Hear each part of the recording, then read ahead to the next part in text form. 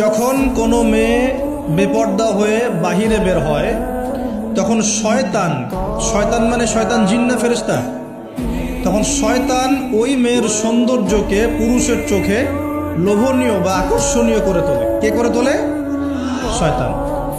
তোমাদের কারো যদি কোনো গায়রে মাহরাম বেপর্দা কোনো মেয়েকে দেখে খারাপ চিন্তা জেগে যায়, তাহলে তোমরা বাসায় চলে যাবে। কোথায় যাবে? বাসায়। সেখানে গিয়ে তোমাদের স্ত্রীর সাথে সময় কাটাবে। ইনশাআল্লাহ তোমাদের সেই খারাপ চেতনা চিন্তা দূর হয়ে যাবে।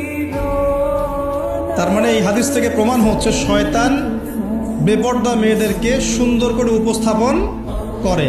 জিন ধরা মেয়ে আছে সমাজে, এবং কোন কোন ক্ষেত্রে এখন ছেলেদেরকেও জিন ধরছে না?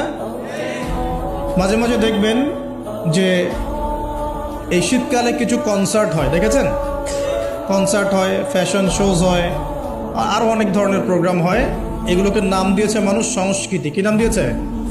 ওখানে উঠে দেখবেন যে বড় বড় চুল আছে, অনেক লম্বা লম্বা চুল, একদম স্টেজের উপর উঠে লাফালাফি ঝাপাঝাপি করছে। দেখেন নাই? মিউজিক্যাল কিছু ইনস্ট্রুমেন্ট নিয়ে, দেখেন নাই? তা আপনার কি মনে হয় এরা সুস্থ? এটা সবার সাথেই জিন শয়তান আছে। কি আছে?